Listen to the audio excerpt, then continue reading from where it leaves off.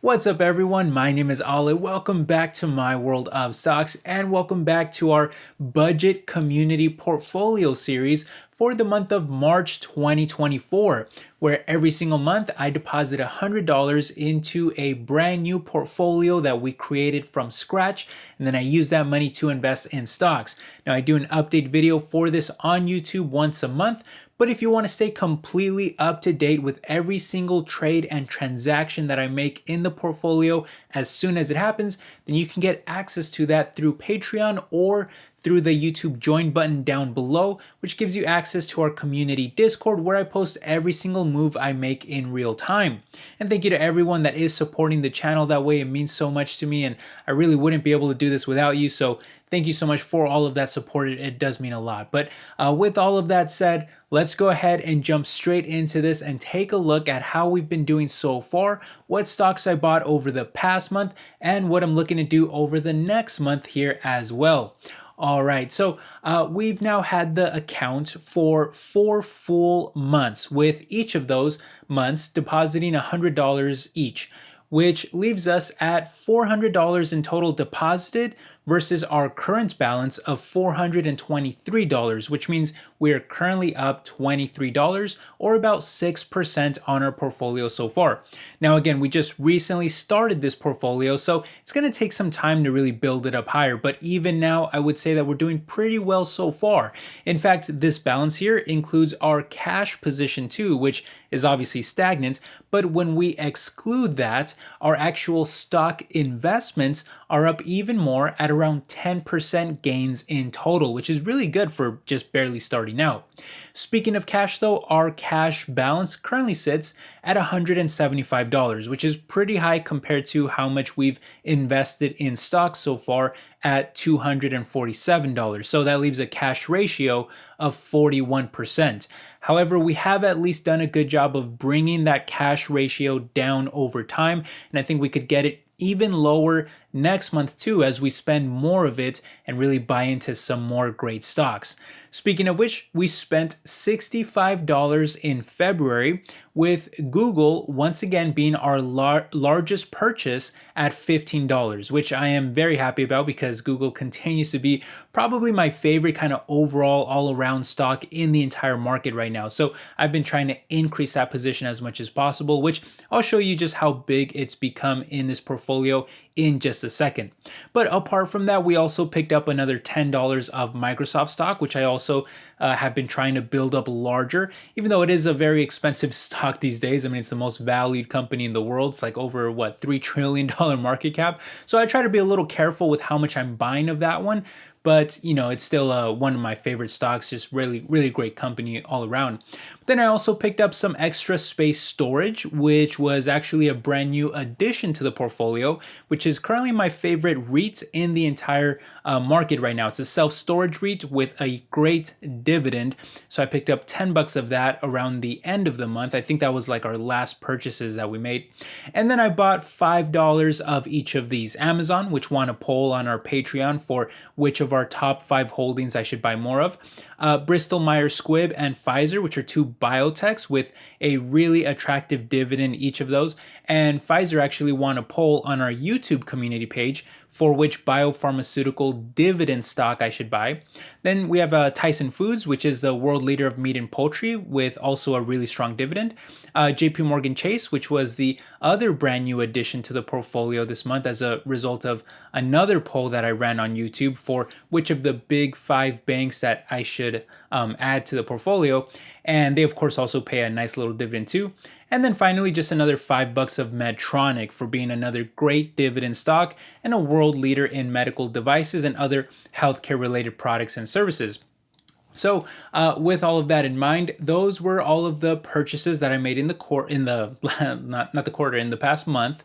So let's now plug those numbers into the entirety of the portfolio, and I will show you how much each stock is worth now and how much I'm either up or down on each of these positions too. All right, so here's a screenshot of all the holdings. The ones in green are obviously positive and the ones in red are currently negative. But as always, I created some custom charts for you so that it's a little easier to understand all of this information. It gets a little cluttered here. But here's a pie chart where I put all of the holdings and I put a percent for each of them in terms of how much they make up each of the portfolio, which, yeah, so far Google, Amazon, and Microsoft are the three largest holdings, which I'm very happy about because those are, in my opinion, probably the three kind of safest, like all around, just giant, great, dependable companies to be investing in long term.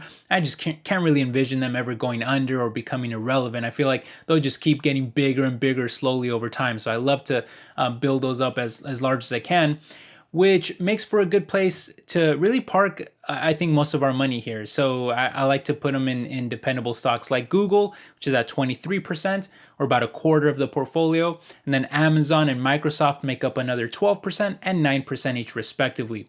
From there, though, we have kind of the middle of the portfolio where four stocks make up a high single-digit percentage in Pfizer, Medtronic, Tyson Foods, and Bristol Myers, all of which, by the way, pay very attractive dividends, which is very important for a young portfolio like this to have some strong dividend cash flow coming in to help grow the portfolio out larger over time. And then the rest of these all make up around 5% or less each, with also some great dividends in Verizon, Extra Space Storage, and JP Morgan Chase, while others like Disney, SoFi, Alibaba, Palantir, and Nvidia offer a combination of other benefits like a lot of growth potential, exposure to some exciting or revolutionary technologies like artificial intelligence. Some have a lot of rebound potential, and there's just a number of other things that makes me want to be invested in these stocks. Now, as far as how much I'm either up or down on each of these as a percentage, well, Palantir and Nvidia happened to skyrocket recently on the back of strong earnings and really technology advancements, especially in AI, leaving me up around 40 to 50% on each of those, which is pretty crazy. I really wish I would have bought a lot more of them, but unfortunately, they're actually two of our smallest positions in the portfolio. So as soon as I make a couple more purchases, those percents are probably going to come crashing down if I do buy more of those stocks. So I wouldn't really put too much emphasis on them being up by so much. It's just happens to be the percent that they're up right now. Anyway, Disney, SoFi, and Amazon have also seen very strong performance, up around 20 to 30% each. And the rest of these positive stocks are only up a single-digit percent each as well. As far as the negatives go, though, Bristol Myers is actually about flat, but EXR, BABA, and Pfizer are all down a few percent each. So those could be some good candidates to buy more of in the coming months, since I always love to add to stocks that I'm currently down on. As long as I still like the business, if the stock prices are down, that just makes it more attractive for me to be buying more. But speaking of my plans for next month, let's finish up here with what I plan to do in March. So first of all, I just deposited another $100 for the month, which brought our account up to around $522 and now leaves us with a whopping $275 of cash to spend on stocks, with a cash ratio that is once again way too high at over 50%, 53% to be exact. And there's really no reason why our cash should ever be that high, especially higher than our stock positions right now, which it currently is. Now, that's not anything to panic over. It's because our portfolio is so young. So any cash that we have, any of our monthly budget that we're not immediately spending on stocks is going to go to that cash portion, and it's just going to inherently be a little large to start out. It'll get a lot smaller over time as we build up our investments. But the other cool thing about having so much cash to start is that we get to go out and do a lot of buying. So that's what I'm going to be looking to do here in March. Just a lot of activity, a lot of buying. You'll see, if you follow me on Discord, usually I buy in very small amounts. So I use fractional shares to do that. But I get to buy a lot of stocks, so over time I get to make a lot of purchases, a lot of transactions, and so I usually post those. A lot of times I'm buying at least like one transaction once a day, and that I'm posting on Discord, so you'll see if you follow me there. But regardless, there are going to be a few criteria that I'll be looking for making stock purchases this month, and one of those is going to be any stocks that we're currently down on in the portfolio. Anything that is in the red right now, that's a good opportunity to lower our cost basis and buy more of the stock while we still can. Again, like I said, as long as we love the business, if the stock price is down, that's a good thing. That just means a cheaper price. So we'll be looking for that. But also another thing, you guys, you have to remember this too, because I say in a lot of my videos, I say that I love to buy stocks when they're down, but that doesn't mean that you shouldn't buy stocks when they're up either. You also have to remember to buy your winners as well. I just don't buy them as much. I like to do the majority of my buying when my stocks are going down, when they're lower. That's when I like to do the majority of my buying. But that doesn't mean that you can't buy the winners either. I mean, you know, if you saw Amazon always rising, if you saw Microsoft always rising, if you saw, I don't know, Nvidia always rising, and you never bought in because it had been climbing, you know, for years, well, you wouldn't have really been able to have a position, and then you wouldn't have benefited from how much it's risen over such a long period of time. So as a long-term investor, it's still okay to buy into your winners too, because sometimes they can win even more and they can just continue to do well. So especially starting out here too, you know, stocks like Amazon, stocks, especially Google, you know, I'm still going to be buying those even though we're positive on them. So it'll be a little bit of a mixture, but again, like I said, I do like to buy the majority of my stocks when they're a little lower. So it'll just be kind of a balancing act. But my point is that stocks that we already own, I'll be looking to buy more of as well because I like a lot of them.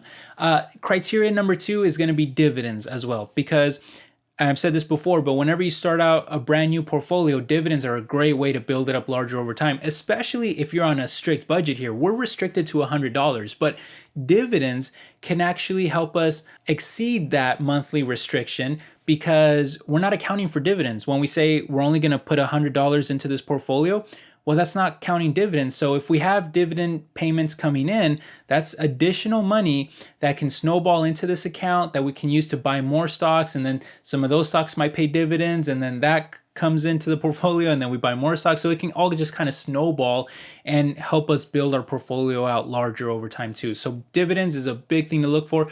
I actually just put out a video very recently, it might have been like the last video, but just put out a video where I talked about some of my favorite dividend stocks right now. And the video was actually very well received. A lot of you mentioned that you own a lot of the same stocks too and that you like the companies. So I'll probably be buying some of those too. I'll link the video down in the description if you haven't seen it already.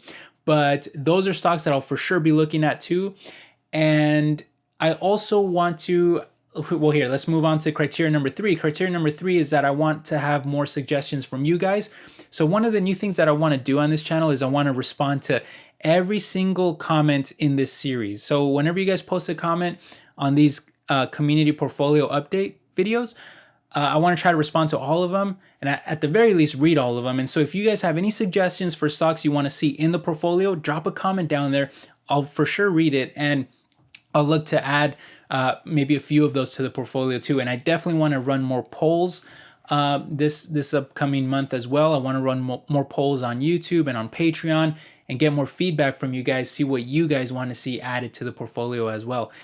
And there was one more thing. Oh, and then another thing that I'll be looking to do this month too is obviously just kind of all the types of videos that we make on the channel. We're always hunting for stocks. We're always trying to find good value. Sometimes a stock crashes out of nowhere and I'll make a video about it. And we're always analyzing different types of stocks. So I'll just be kind of looking out for anywhere that I see value in the market. And you'll see in the videos that I post this month, you'll see me reference the community portfolio a lot, because I'll be mentioning like, you know, oh, I might actually add this one to the community portfolio, or I'm thinking about adding it. Maybe I'll run a poll and ask you guys about it. But yeah, we'll do a lot of stuff like that too. So there's going to be a lot of options. That's the cool thing about having a large cash reserve, especially when you're just starting out with a new portfolio. It's a lot of fun because you know that you can just go out and pick out so many cool stocks. And I don't know, I just love it. That's why I have a stock market channel. You can tell I'm passionate about this. I really love it. So it's a ton of fun. I hope you guys are excited for the upcoming month. I hope you enjoyed this month's update. Let me know if you have any questions, any feedback, drop it down there in the comment section. But thanks again for all your support, everyone. I honestly could not do this without you, and it means so much to me. So thank you for all of that, and I hope you're all doing well. Now we'll catch you in the next video. By the way, it was just recently my birthday, so maybe wish me a happy birthday down there. But anyway, thanks again, everyone. I'll catch you in the next one. All right, take care. Oh, and happy birthday to anyone else that might be having a birthday soon or just passed. But anyway, all right, I'll see you guys later. Take care. Bye-bye.